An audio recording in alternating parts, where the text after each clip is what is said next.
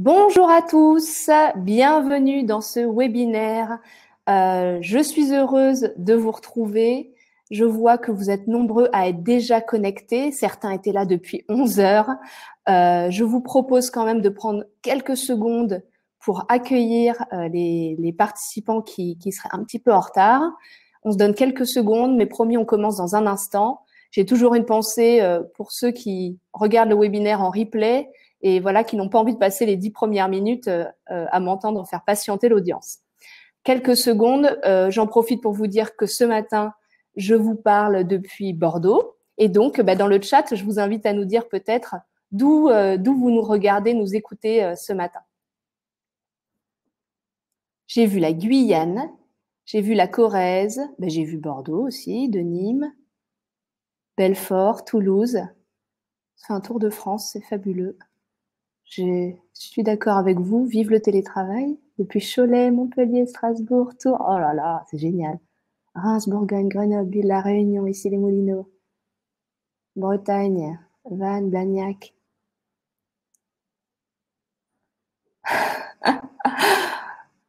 Montélimar, Lyon, Meaux. Ah non, mais c'est fabuleux. Bon, c'est clairement un format où le niveau d'interaction n'est pas celui que je préfère généralement, mais ça fait quand même chaud au cœur de vous voir si nombreux connectés ce matin et depuis vraiment toute la France. Et les dom-toms.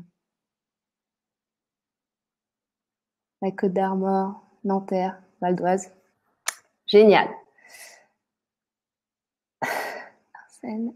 Et depuis l'Algérie, ouais. Froment, Toulouse, Île-de-France, Rambouillet.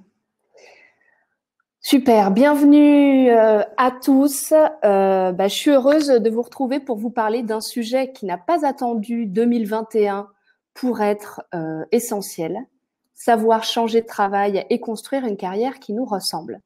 Je me présente, c'est la politesse, je suis Charlotte Pastureau, je suis créatrice de la Banana Méthode, un bilan de compétences génétiquement modifié, on pourrait dire, qui combine à la fois du coaching individuel et du travail en petits groupes pour permettre aux participants de se réinventer et de prendre un nouveau départ professionnel. J'ai fait du conseil en organisation et management pendant 10 ans. Je suis formatrice en entreprise également et coach certifié. Et j'ai vraiment fait de la gestion de carrière et de réorientation professionnelle mon objet de travail principal.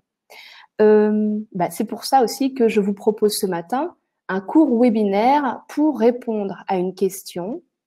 Quand on veut changer de travail en 2021, par où commencer ? Alors, je vous l'ai dit, c'est pas le format qui valorise l'interaction que j'aime d'habitude, mais on va faire avec. Moi, ce que je vous invite à faire, c'est vraiment utiliser le chat pour poser toutes vos questions, partager aussi vos expériences, faire vos commentaires. Camille, notre super modératrice ce matin, elle va vraiment veiller à sélectionner toutes vos questions, les regrouper, et comme ça, j'y répondrai à la fois au fil de la présentation et en particulier dans les 10 dernières minutes du webinaire. Et j'en profite aussi pour vous préciser que le support de ce matin, vous pouvez le télécharger pour le conserver. Allez, on attaque. Peut-être avec un chiffre qui est juste hallucinant, d'une étude parue en 2019, et j'ai remis la source sur le support, 9 Français sur 10 affirment avoir envie de changer de métier. Et 55% hésitent encore, faute d'accompagnement et d'informations suffisantes. Alors, 9 Français sur 10, ça me semble être clairement la fourchette haute. Mais pour en avoir lu et consulté des études sur le sujet, de toute façon, on ne trouve que des chiffres hallucinants. On est largement au-delà de la moitié des Français qui envisagent de changer de métier. C'est donc un phénomène massif. Et cette difficulté à trouver sa place au travail, elle semble accrue chez les jeunes adultes. Entre 2010 et 2015, un tiers des 20-29 ans ont changé de métier, soit 2 fois plus quand même que les 40-60 ans. Et ça, c'est un chiffre qui vient d'une étude parue en 2019 par le ministère du Travail. Bon, et tout ça, j'allais dire les 9 Français sur 10, c'était avant 2020. Or, on sait tous qu'en 2020, des bouleversements liés à la crise sanitaire et du Covid-19, nous amènent quand même à réfléchir. Télétravail généralisé, chômage partiel, des secteurs d'activité entiers qui sont complètement mis à l'arrêt, des fonctions, des professions qui ont été jugées non essentielles. On va dire tout ce contexte, eh bien, c'est autant de raisons de s'interroger sur son propre parcours, pourquoi je fais ce que je fais, sa situation actuelle, et puis finalement, bien ses attentes pour le futur. C'est peut-être aussi pour ça que ce matin, vous êtes si nombreux.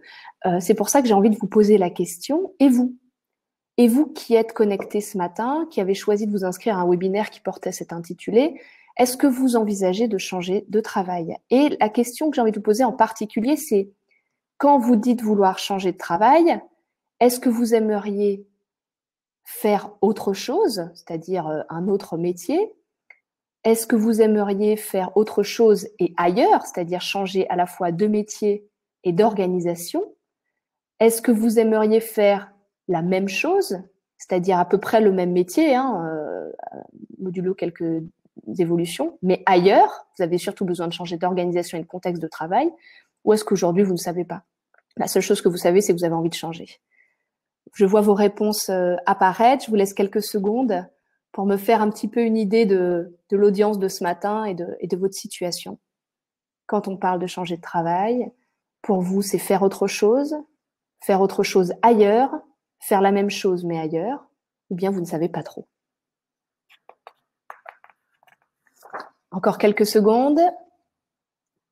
Vous avez normalement la fenêtre qui a dû apparaître sur votre écran.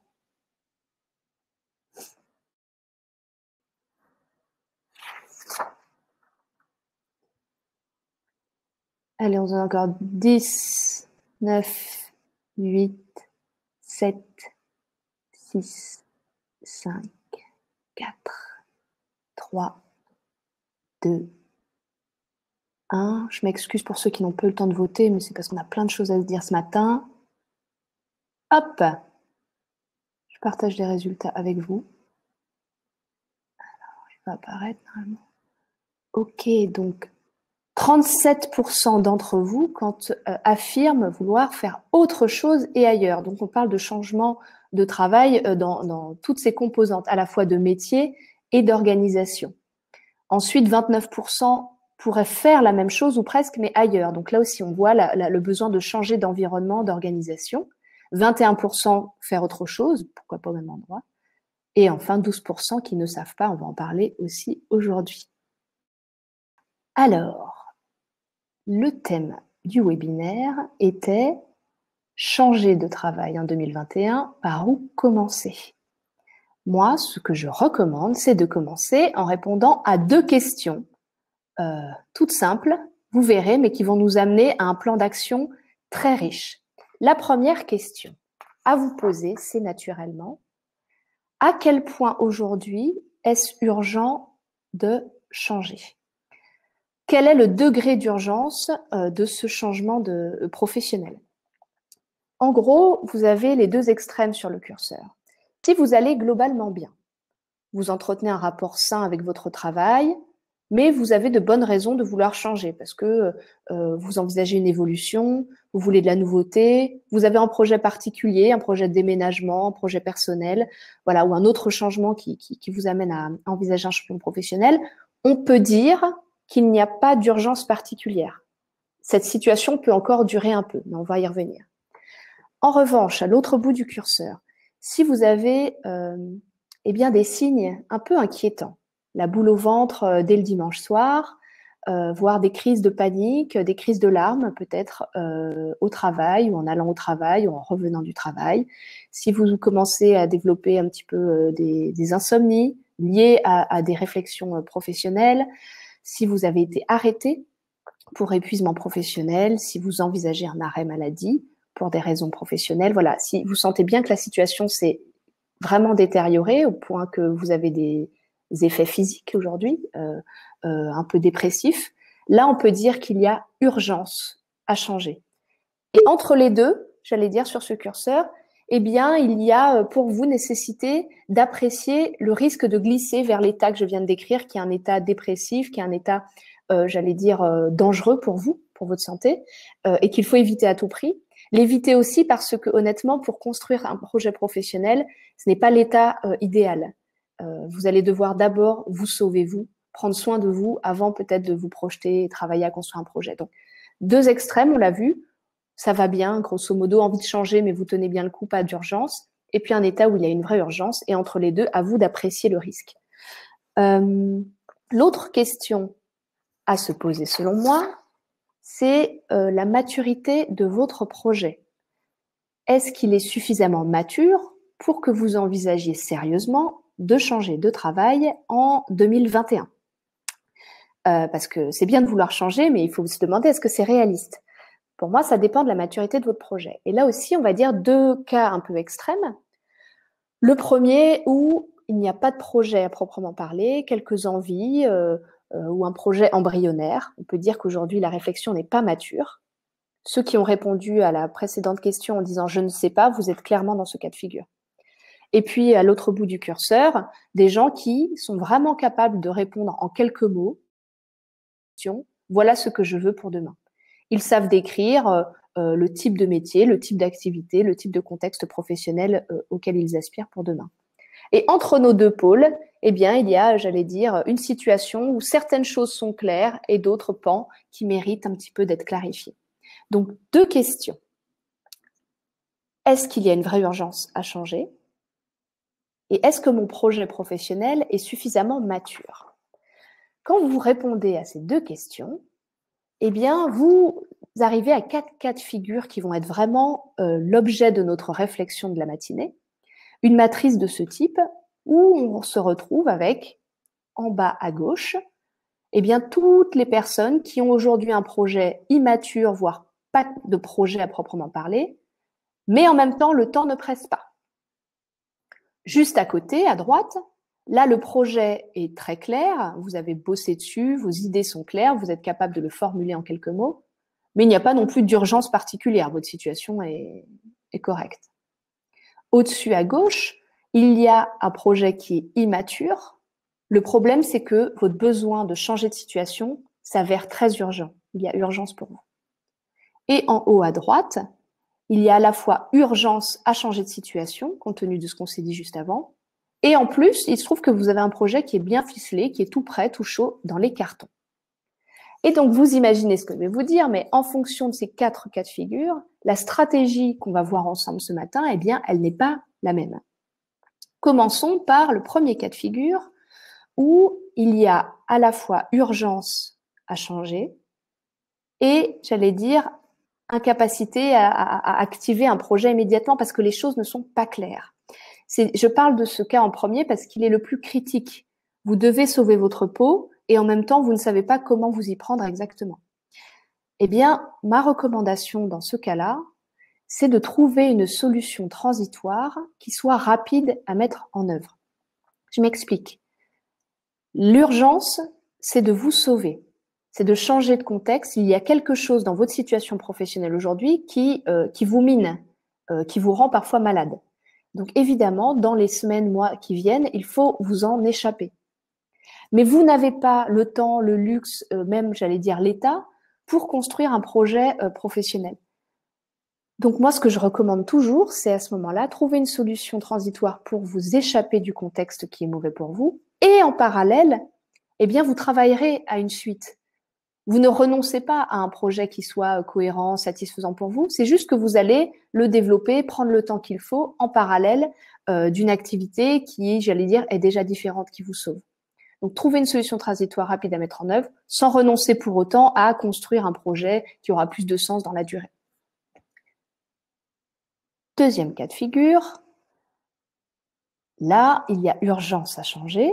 Et en plus, le projet, il est clair. Vous savez exactement ce que vous recherchez pour demain. Là, ce que je me dis spontanément, c'est qu'est-ce qui vous retient encore? Pourquoi vous n'y êtes pas encore? Allez-y, foncez. Vous devez bouger et vous savez vers où bouger. Allez-y. On verra si c'est compliqué à cette étape, qu'est-ce qui peut bloquer. Mais là, vraiment, Marocco, c'est go. Troisième cas de figure. Eh bien, vous avez un projet qui vraiment mérite d'être travaillé, les idées sont pas claires, vous savez pas exactement ce que vous voulez pour demain, mais il se trouve que vous avez un peu de temps devant vous parce qu'il n'y a pas urgence. Votre situation est confortable, en tout cas ça va.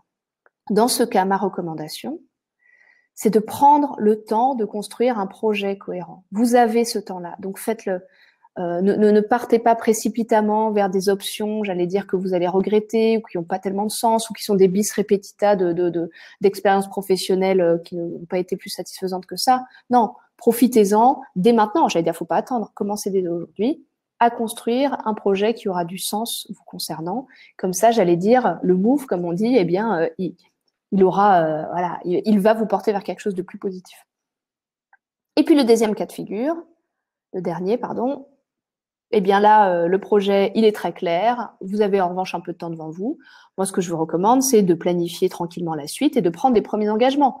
Ça serait dommage, alors que tout est prêt, de ne pas commencer, de ne pas démarrer votre transition professionnelle.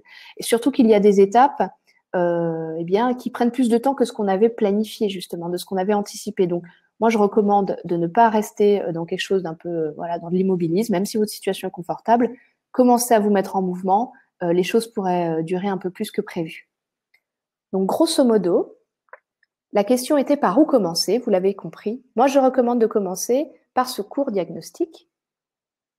Quel est le degré d'urgence de ce changement auquel j'aspire? Et quel est le degré de maturité de mon projet? En fonction de vos réponses, 4 cas de figure.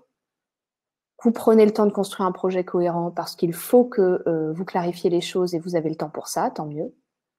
Vous devez trouver une solution transitoire et la mettre en œuvre très rapidement parce qu'il faut vous sauver. Et en parallèle, vous construirez quelque chose pour la suite. Troisième cas de figure, eh bien, tout est prêt et vous avez urgence à bouger, eh bien, foncez, allez-y, il ne faut plus attendre. Et dernier cas de figure, eh bien, les choses sont claires pour vous, mais vous avez un peu de temps, eh bien, commencez dès maintenant, prenez vos premiers engagements. Je vais naturellement vous poser la question, où vous situez-vous par rapport à ces 4 cas de figure? Voilà. Normalement, vous avez dû voir une petite fenêtre de sondage s'ouvrir. Dans quel cas de figure vous retrouvez-vous le plus? Urgence à changer, mais projet pas clair. Urgence à changer et projet clair. Pas d'urgence et pas de projet structuré. Un projet clair, mais pas d'urgence à changer. Je vous vois en train de répondre. Je vous laisse encore quelques secondes. J'ai vraiment envie de savoir où vous vous situez sur cette matrice.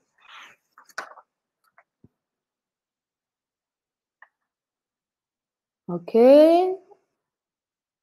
Allez-y pour ceux qui n'auraient pas encore voté.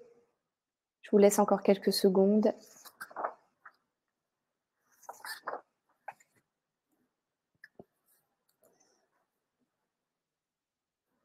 Allez. 10, 9, 8, 7, 6, 5, 4, 3, 2, 1. Je ferme les votes. Hop là. Alors, regardons ces résultats. Vous devez les voir s'afficher. Eh bien, vous êtes une majorité, 37%, à considérer qu'il y a urgence à changer, mais que le projet n'est pas clair. C'est marrant que vous, enfin marrant, c'est pas le mot.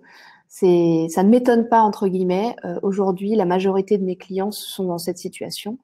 Ils viennent, j'allais dire, me voir ou solliciter un accompagnement parce qu'il y a urgence à changer. Ils le sentent bien.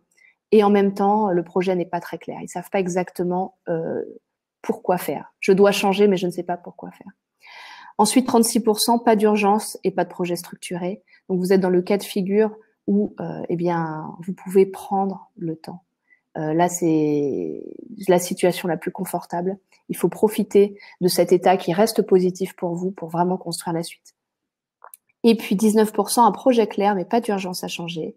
Là aussi, c'est une situation qui est assez confortable, mais attention de ne pas laisser passer le train. On verra, c'est une situation où finalement, les choses sont claires, on sait ce qu'on veut, mais 6 mois, 1 an peuvent passer, et puis un jour, on se demande pourquoi on n'y est pas allé, quoi. Et enfin, 8%, urgence à changer, et le projet est clair. Ok, super, merci d'avoir pris le temps de répondre à ces questions. Je vous propose, puisque la question était changer de travail en 2021, par où commencer? Je vous ai donné les premiers éléments de réponse, répondre à ces 2 questions. Eh bien maintenant, je vous propose d'aller plus loin sur la base de cette réponse, un plan d'action qui vous permet d'avancer. Commençons par les situations, où vous êtes nombreux à être dans ce cas, où le projet pour la suite, ce que vous voulez faire demain, eh bien, ce n'est pas très clair. Je vais vous proposer une série d'exercices et de questions qui pourraient vous aider à clarifier ce projet. Là aussi, n'hésitez pas à commenter dans le chat, j'y reviendrai tout à l'heure. Alors, d'abord, peut-être une remarque pour vous décomplexer. Le projet n'est pas clair, c'est quand même très, très, très souvent le cas, parce qu'il faut le reconnaître, ce n'est pas facile de savoir ce qu'on veut. C'est toujours agaçant quand on explique à quelqu'un « j'en peux plus, je veux changer », mais qu'est-ce que tu veux? Ben, j'en sais rien. En même temps, c'est vraiment compliqué de savoir ce qu'on veut, surtout que j'ajouterais qu'en France, on n'a pas été tellement formé à ça. L'orientation académique et professionnelle n'est pas pensée tellement en termes de cohérence avec la personnalité, les priorités de vie, etc. On nous parle assez vite de domaines dans lesquels on est visiblement plus doué que dans d'autres. Voilà, des gens qui sont bons en maths, qu'on va orienter vers des carrières scientifiques, des littéraires vers les carrières littéraires, etc. Jamais on nous parle des activités, des rôles dans lesquels on s'épanouit. Donc j'allais dire, c'est un muscle, si on peut le comparer, c'est un muscle qu'on ne travaille pas clairement, et on peut se retrouver à 30, 40, 50 ans, à la suite d'un épisode, souvent pas facile, un licenciement, une déception professionnelle, ou alors juste, j'allais dire, peut-être un changement de priorité, eh bien, face à cette question à laquelle on ne sait pas répondre, et pour lesquels on n'a pas les clés, on n'a pas la méthode pour y répondre. C'est pour ça aussi que je me suis lancée dans cette activité, parce que je me suis rendu compte qu'on n'était pas formé à ça, qu'on n'était pas outillé pour ça. Donc déjà, pas de panique, si c'est votre cas, vous êtes très nombreux et c'est assez normal. La première question que je vous invite à vous poser, c'est de savoir qu'est-ce qui vous rend vivant. La question, qu'est-ce qui me rend vivant? Et là, très concrètement, eh bien, vous allez repenser à des épisodes de la semaine passée, du mois passé, l'année écoulée ou plus loin dans votre histoire, de moments professionnels mais pas que, où vous vous êtes senti vivant, satisfait, à votre place, où vous avez éprouvé une forme de fierté.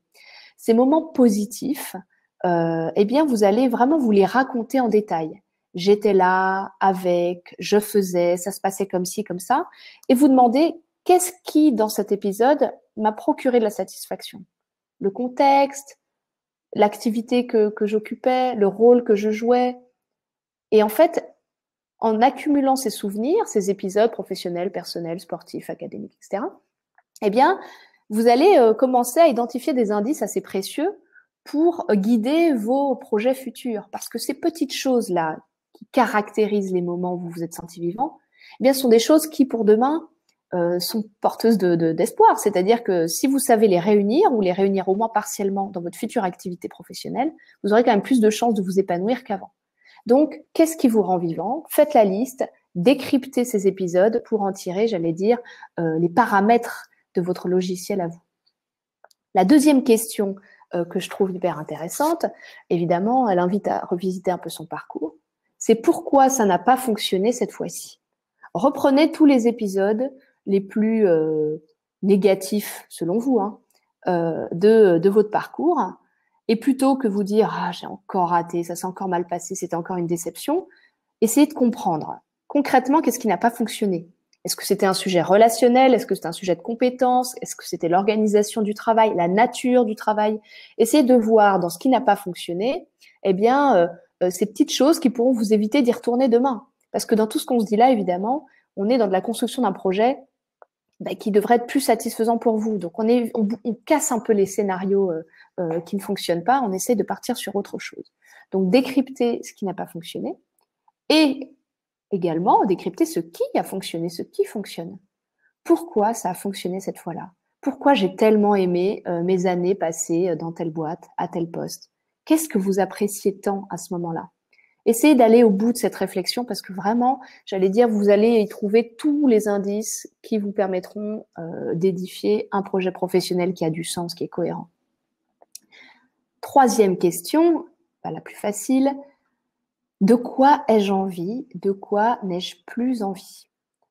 Là, cet exercice, il a pour but de vous inviter à oublier un instant les injonctions de votre milieu, de votre famille, les injonctions intériorisées, les attentes, les autres. On les laisse de côté un moment et on se demande, Si je n'avais pas de contraintes, si j'avais un choix illimité, qu'est-ce que je voudrais faire demain?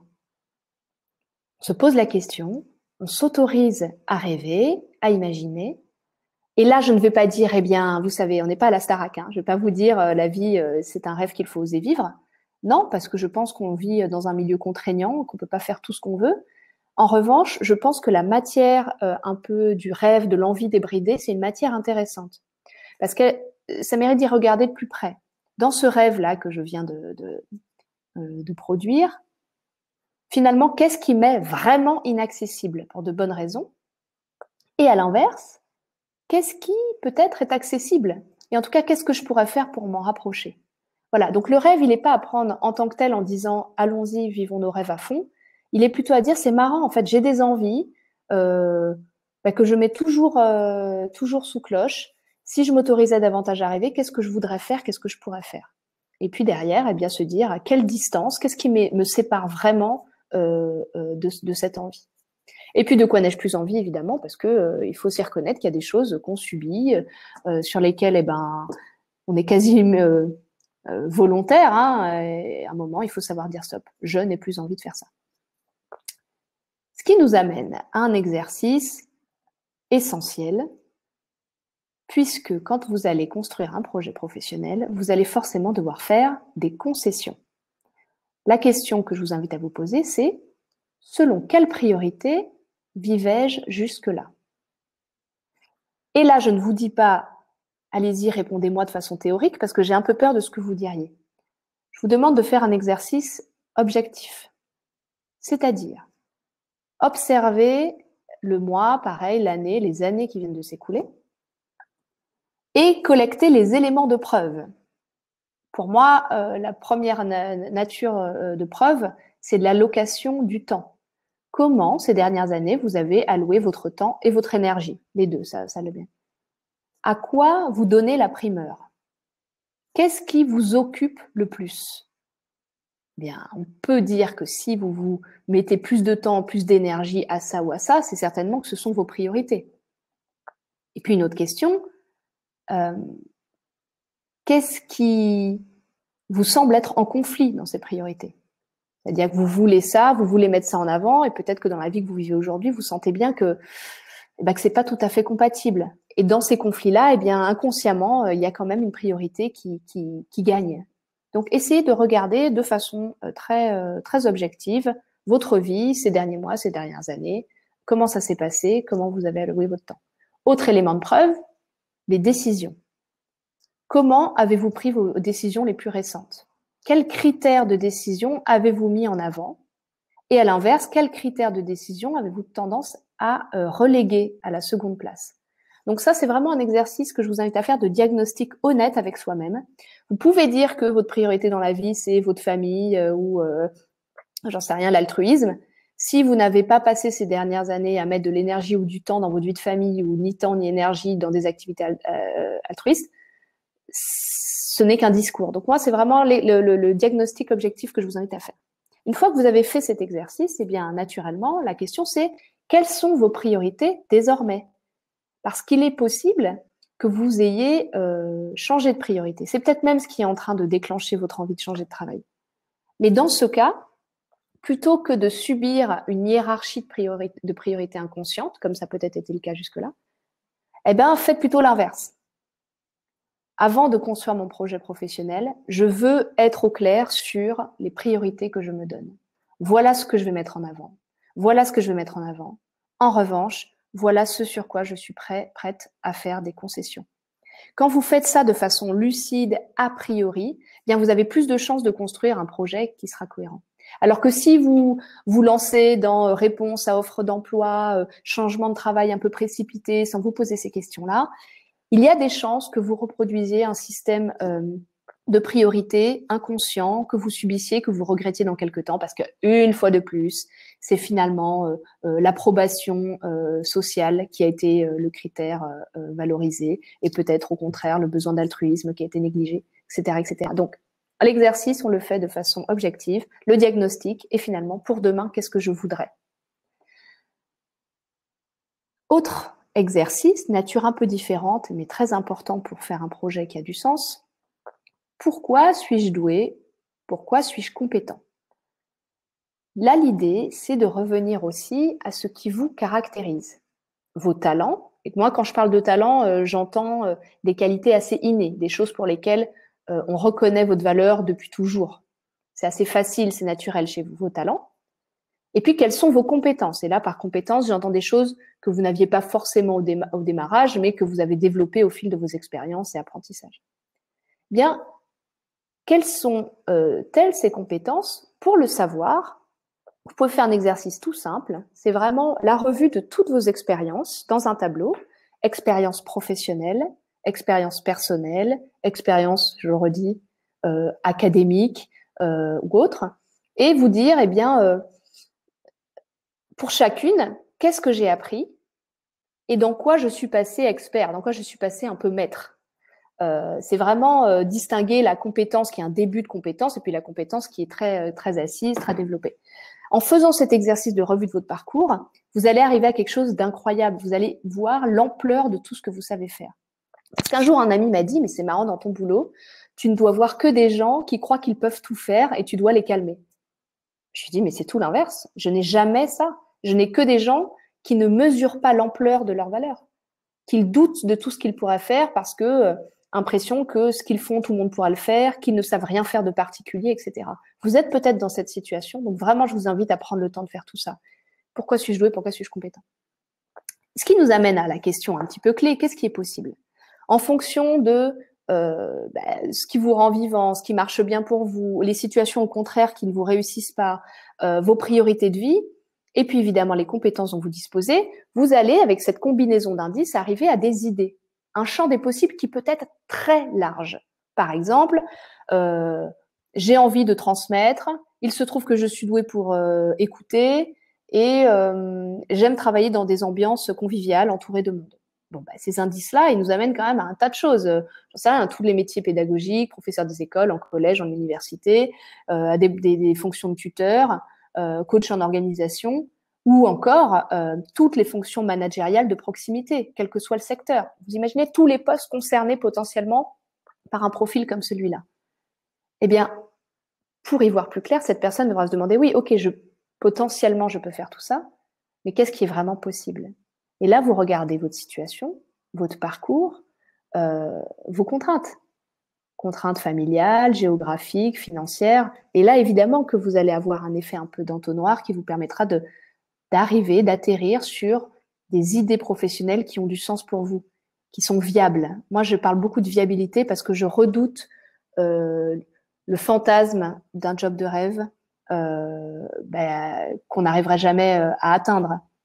J'ai lu hier sur un forum le témoignage d'une jeune femme qui disait j'en ai marre de ce que je fais, je voudrais un job avec plus de liberté parce que j'en ai assez des horaires et de mon boss, avec de la sécurité, je suis très attachée à une rémunération confortable, avec de la convivialité, j'aime beaucoup être avec du monde, ça me stimule. Et qu'est-ce qu'elle a dit d'autre?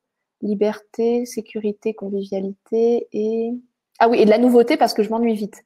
Bon, peut-être que cette jeune femme va trouver le mouton à cinq pattes. Enfin, moi, ce que je lui recommanderais, c'est de faire cet exercice-là, notamment le travail sur ses priorités, parce qu'il va probablement falloir qu'elle fasse des concessions, cette jeune femme. Parce que il faut se demander aussi qu'est-ce qui est possible réellement, à quoi ressemble le marché. Et moi, par rapport au marché, où est-ce que j'ai mes chances? Alors évidemment qu'il y a la possibilité de se reformer. Et des gens, j'en accompagne tous les jours, qui repartent presque de zéro. Mais j'allais dire, ils ont évalué avant la probabilité de réussir dans cette voie. Dernière question, quand le projet n'est pas clair, évidemment, comment sécuriser ses fondamentaux? Vous l'avez compris, l'exercice de priorisation, il nous amène à identifier les choses les plus importantes pour nous. Eh bien, ces choses-là, il va falloir dans votre futur projet que vous les sanctuarisiez. Parce que c'est justement quand on ne respecte pas, qu'on ne satisfait pas ces fondamentaux-là, qu'on arrive à des états d'épuisement professionnel, de burn-out ou de détresse au travail. Je prends un exemple. Vous avez identifié dans vos fondamentaux que vous aviez besoin aujourd'hui d'avoir un impact positif, par exemple, sur l'environnement. Vous trouvez un travail dans ce secteur, c'est parfait. C'est un peu compliqué finalement parce que votre parcours, votre expérience, vos contraintes perso, vous n'y arrivez pas. Vous n'arrivez pas à mettre cet aspect fondamental au cœur de votre projet pro. Bien, moi, je vous invite à sécuriser quand même ce besoin chez vous avec des activités personnelles, engagement bénévole, vous sensibilisez sur l'environnement en école, projet familial, où vous vous engagez dans du zéro déchet en famille, etc. Enfin, voilà, quand ce n'est pas au travail que vous arrivez à le sécuriser, vous le sécurisez ailleurs. C'est essentiel pour, j'allais dire, rester dans un état positif. Je parle trop, il est déjà midi 5. Deuxième cas de figure. Quand le projet est clair. Là aussi, je vous invite quand même, c'est pas si simple, à vous poser quelques questions. La première, je suis sournoise, mais j'ai toujours tendance à demander, mais est-ce si clair? Parce qu'on peut croire que son projet est clair, et puis on a du mal à le mettre en œuvre, et puis quand je creuse, je me dis, mais en fait, le problème, c'est pas ta mise en œuvre, c'est que le projet, au départ, n'était pas clair. Façon de le vérifier, très simple. Posez, vous, clairement la question, qu'est-ce que je veux? Êtes-vous capable de répondre en quelques mots à ce à quoi vous voulez contribuer demain? L'horizon, l'échéance de temps. En faisant quoi? Quel genre d'activité? Avec qui? Dans quel contexte? Dans quel type d'organisation? Est-ce que vous êtes capable de dire les concessions que vous seriez prête à faire? Et est-ce que vous êtes capable de dire, au contraire, les non négociables, comme je les appelle, ces choses trop importantes pour vous pour que demain vous vous passiez dessus? C'est un petit texte à trous là que je vous ai proposé sur le support, qui est vraiment une très bonne façon de vérifier le degré de maturité, de clarté d'un projet. Disons que c'est clair. Vous êtes capable de répondre à ces questions sans problème. Eh bien, il s'agit maintenant de le mettre en action. Le plan d'action, il a deux vertus quand même. Il a une utilité très pratique, puisqu'il vous permet de vous organiser. Je commence par, ensuite, etc. Succession d'étapes, rétro-planning, je ne vais pas vous apprendre ça.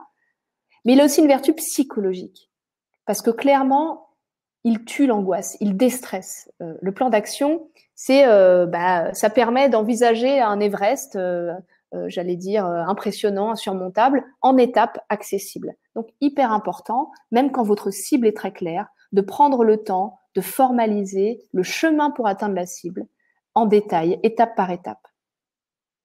Et disons que la cible est claire, le chemin pour l'atteindre l'est aussi, et pourtant, eh bien, vous êtes là ce matin et vous n'avez rien déclenché. Qu'est-ce qui coince? Là, je vous invite à vous pencher sur votre rapport au changement, tout simplement en réfléchissant à toutes les fois où vous avez dû changer quelque chose de significatif dans votre vie. Comment avez-vous procédé? Avez-vous besoin d'un déclencheur?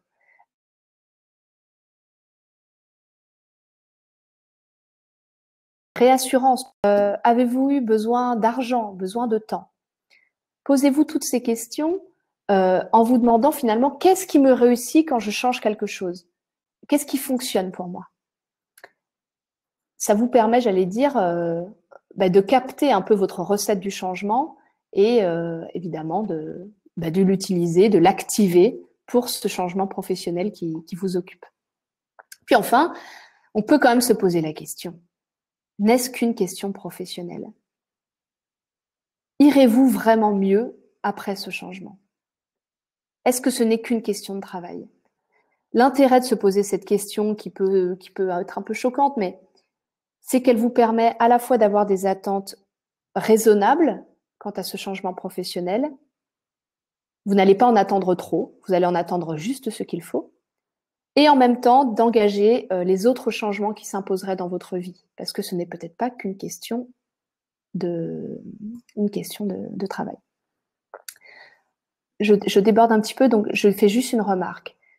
Quand le projet est clair, la cible est claire, le chemin l'est, et c'est effectivement une question professionnelle. Vous êtes arrivé au bout du petit questionnement que je vous propose ce matin, mais qu'en fait, concrètement, c'est une question d'argent et de temps. Où et de temps. Vous avez besoin d'argent pour financer votre projet, vous avez besoin d'argent pour financer une formation, vous avez besoin de temps pour postuler. Là, le sujet est un peu différent. Moi, ce que je vous invite à faire, c'est vraiment de considérer que cette phase de recherche de financement, par exemple, eh bien, c'est bien une étape du projet. Mettez-le dans votre plan d'action. Considérez que c'est bien la première phase. La recherche de financement, c'est une étape clé. Je vous mets juste après quelques conseils à ce sujet, mais vraiment ne considérez pas que vous n'avez pas démarré tant que vous n'avez pas les sous. Non, trouver les sous ou trouver le temps, c'est une partie du projet et c'est peut-être la première étape à enclencher aujourd'hui si vous souhaitiez enclencher quelque chose après ce webinaire. Justement, pour aller plus loin, je vous ai mis ici quelques ressources en ligne. Elles sont gratuites, il y en a plein d'autres. Allez-y, profitez-en. On a énormément de choses, à la fois en termes méthodologiques et en termes administratifs, pour savoir quoi faire quand on veut changer de travail. Je partage en particulier un tas d'idées d'outils en vidéo sur la chaîne YouTube de Banana Méthode. Là, vous avez de quoi faire. La newsletter de Banana Méthode, les Banana News, elle regroupe des podcasts, des articles, des témoignages, des événements tous les mois. Donc là aussi, ça peut être une façon de vous mettre un petit peu en mouvement. Et puis, je partage un lien vraiment que je vous invite à regarder si c'est une question d'argent. Comment financer sa transition professionnelle?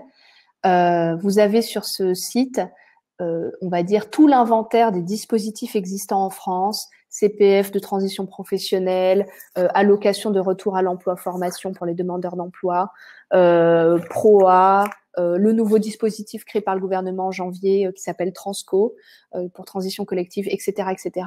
C'est bien fait pour chacun. Vous voyez quel est le dispositif, qui peut en bénéficier, quelles sont les conditions d'accès. Allez-y parce que je ne peux pas répondre à ces questions quand j'ai 2000 personnes inscrites à un webinaire parce que vos cas sont trop différents. Il y a les agents de la fonction publique et territoriale, il y a les gens en salariat, il y a les personnes inscrites au Pôle emploi, les personnes qui touchent déjà des allocations, celles qui n'en touchent pas, celles qui ont l'ancienneté, celles qui n'en ont pas. Et en fonction de votre situation, vous n'avez pas droit aux mêmes choses. C'est pourquoi vraiment, je vous invite à aller voir ce site. Et puis évidemment, si vous sentez que c'est trop à faire tout seul, et parfois c'est vrai, on le sent que sur le coup, c'est un Everest de construire ce projet et de sauter le pas tout seul.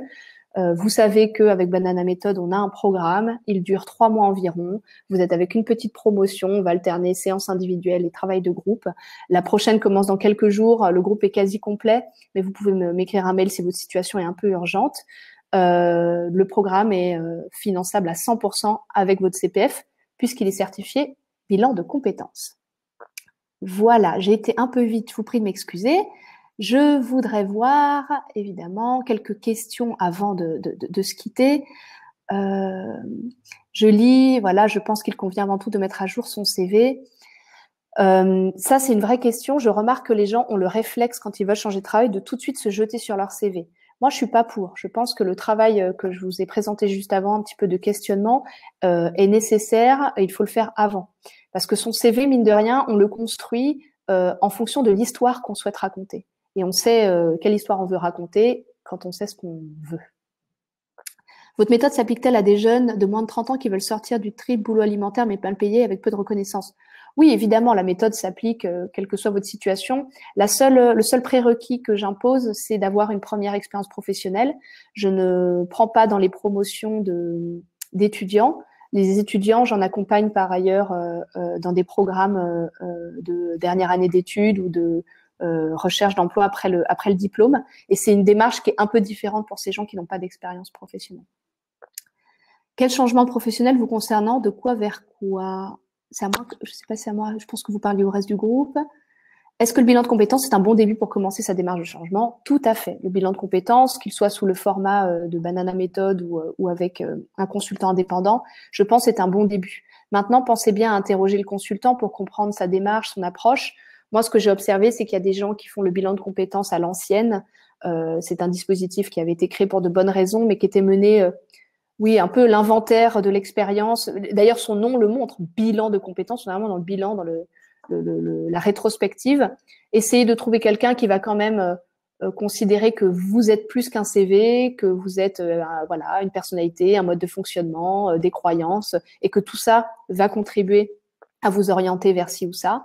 Donc voilà, regardez bien quand même comment est formé votre consultant et quelle est son approche du bilan de compétences.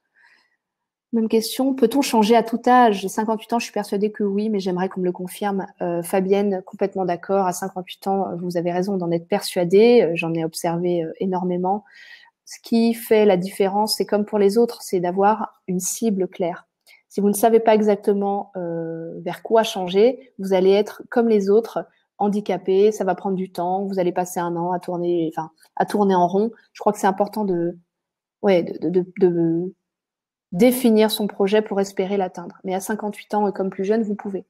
Maintenant, je disais tout à l'heure, Pour moi, il n'y a pas de job de rêve. Il y a des possibles qui existent dans un environnement plus ou moins contraint. À 58 ans, vous avez des contraintes que n'ont pas des professionnels de 28 ans, par exemple. Et en même temps, ben, vous avez des opportunités que n'ont pas des professionnels de 28 ans. Donc, il faut faire avec ces opportunités et ces contraintes. Ça fait un petit peu normand comme réponse, mais je le pense vraiment. Faire autre chose, c'est bien, mais doit-on faire une PMSMP? Je ne sais pas ce que c'est. Comment négocier une rupture conventionnelle? Là, ça dépend évidemment de votre entreprise, de la relation sociale, la relation même que vous entretenez avec vos managers, vos RH. Mais je pense qu'il faut préparer votre stratégie. Pourquoi vous voulez une rupture conventionnelle? Quel impact votre départ aura sur le reste de l'équipe? Comment vous pouvez anticiper autant que possible ces impacts pour ne pas mettre votre équipe dans une situation embarrassante? Vous montrez en gros vos intentions qui sont positives, c'est-à-dire à la fois de rester maître de votre carrière et d'engager un changement, et en même temps de le faire sans causer du tort peut-être à votre organisation. Quand on est dans une approche aussi constructive, ça se passe mieux que quand on est dans quelque chose d'un peu enfant gâté, je veux et j'exige. Maintenant, j'ai vu des gens faire les choses très proprement et qui ont quand même été confrontés à un mur de la part de leur employeur. Donc, ça dépend un peu de la culture de l'entreprise. En tout cas, je vous invite à interroger vos collègues s'il y en a eu, comment ils avaient fait, à qui ils s'étaient adressés, et peut-être que ce sera plus simple que vous n'imaginez. Comment quitter un secteur où on a fait sa carrière très spécialisée? Je pense en analysant votre parcours, en sortant de la dimension sectorielle. Vous avez effectivement évolué dans un secteur, peut-être très spécialisé, mais vous avez fait des choses, vous avez fédéré des gens, vous avez produit des documents, vous avez vulgarisé, vous avez transmis, vous avez essayé de vous pencher sur vos compétences. Moi, j'appelle ça les compétences verbes, toutes ces choses que vous savez faire, que vous avez fait pendant des années, et voir comment ces compétences, ce bagage, il est transposable dans d'autres environnements que celui où vous avez exercé. Et on se rend compte souvent qu'il y a une bonne partie, on va dire, de ce bagage qui aurait du sens ailleurs. J'ai eu l'année dernière un jeune homme dans l'aéronautique, c'est quand même un secteur assez spécialisé, mais voilà, il a vraiment identifié ce qu'il aimait faire et ce qu'il savait faire dans ce secteur. Et finalement, il l'a transposé aujourd'hui dans le ferroviaire où il a un peu plus d'opportunités que dans l'aéronautique, malheureusement sinistré. Quel dispositif de mobilité dans la fonction publique hospitalière? Là aussi, fonction publique hospitalière, vous êtes dans un cas particulier où les dispositifs sont pas les mêmes. Sur le site que j'ai indiqué tout à l'heure, là, enfin sur la page comment financer sa transition professionnelle, vous avez des dispositifs qui concernent les personnes de la fonction publique, territoriale et hospitalière. Je vous invite vraiment à aller y jeter un œil. Pourriez-vous expliquer les caractéristiques fondamentales du projet? Je dis cela car on peut imaginer deux pistes, mais on n'a pas forcément tous les outils. Et en plus, on peut vous offrir encore autre chose qui ne colle pas à cette idée de départ. Il y a donc un élément de casualité. Alors, si j'ai bien compris, Laura, quand je parle de projet professionnel, effectivement, pour moi, il y a des caractéristiques qu'on doit retrouver, c'est-à-dire qu'est-ce que je veux faire en termes d'activité? Est-ce que je veux former, réparer, expliquer, vulgariser, sensibiliser, produire, vendre, acheter, enfin essayer de revenir un petit peu au type d'activité auquel vous aspirez, au type de contexte. Est-ce que je veux le faire seul, avec du monde, dans une organisation petite, grande, avec de la structure, peu de structure, dans un environnement privé, public, associatif? Est-ce que quelles sont mes priorités par rapport à ce poste en termes de rémunération, ambiance au travail, contribution, on va dire, impact positif du secteur, etc., etc. Qu'est-ce que vous allez mettre en avant? Vos préférences professionnelles, j'allais dire aussi de façon très triviale, hein. Horaire de travail, est-ce que vous les fixes, pas fixes? Est-ce que c'est important de travailler quand jour ouvré ou est-ce que vous êtes OK pour travailler les week-ends, en soirée, etc. C'est vraiment tous ces aspects qu'il faut un peu verrouiller dans son projet. Et puis après se dire, c'est pas toujours facile d'enclencher du jour au lendemain. Donc le projet, il y a aussi l'idée de se projeter. Et donc, quel est le cheminement pour y arriver? Compétences disponibles en partie, compétences indisponibles pour lesquelles il va falloir que je me forme. Et du coup, dans votre projet, vous devez intégrer cette phase de formation. Pourriez-vous nous donner des conseils concrets, s'il vous plaît? CEP, comment connaître des organismes de formation, comment activer son CPF? Alors, Pareil, conseil d'évolution professionnelle, c'est un dispositif auquel vous avez tous droit. J'en parle sur le lien indiqué.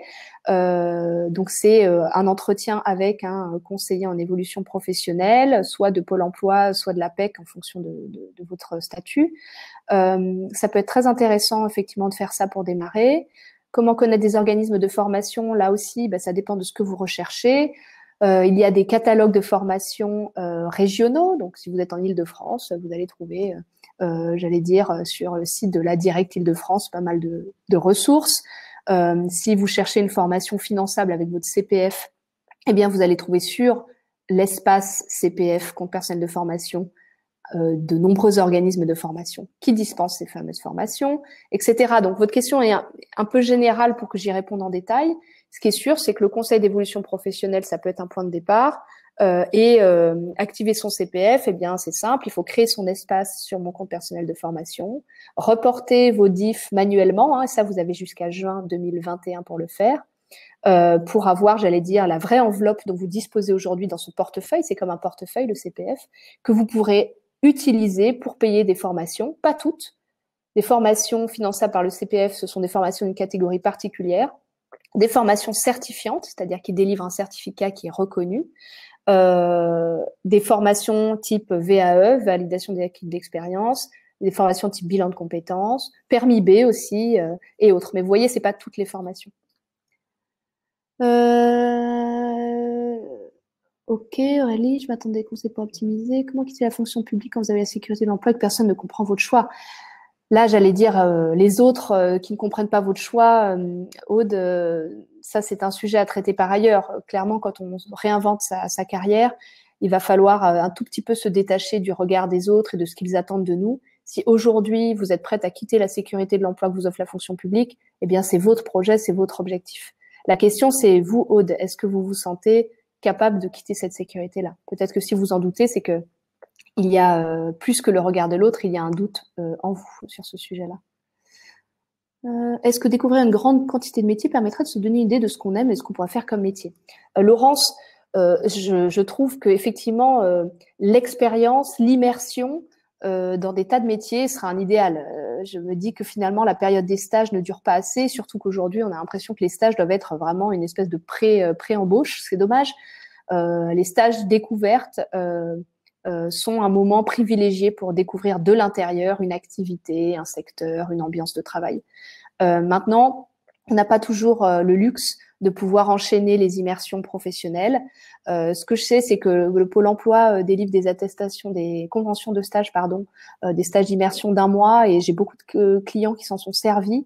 Je l'ai découvert à cette occasion il y a quelques années. Je trouve ça pas mal du tout. Ça permet de se faire une idée sur le coup qui n'est pas théorique. C'est-à-dire, vous sentez clairement que vous y êtes bien ou que vous ne vous y épanouirez pas.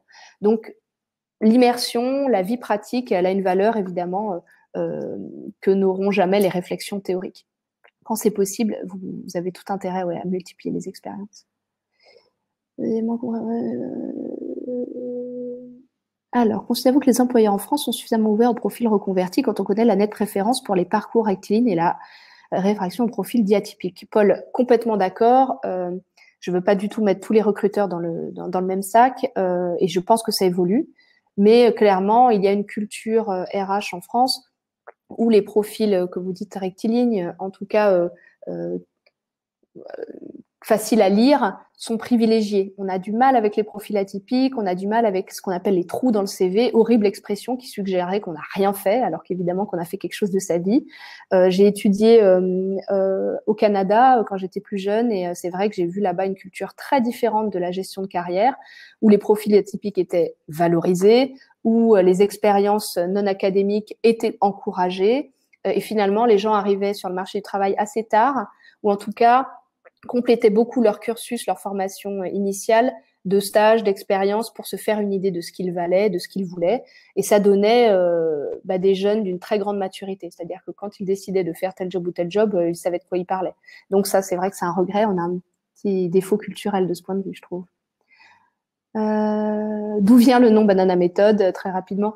Eh bien, il vient de mon gâteau, ma recette phare, c'est le banana bread. C'est un gâteau que je fais beaucoup, que je réussis les 3 quarts du temps, que j'aime beaucoup, qui fait plaisir à mes amis. Et je m'étais dit, finalement, c'est agréable d'avoir une recette comme ça, signature. Ça me ressemble, je le fais bien et quand je le fais, je suis contente. Et je m'étais dit qu'avec le travail, c'était un peu pareil. Si on arrivait à trouver cette recette qu'on réussit, qu'on aime, qui fait plaisir aux autres.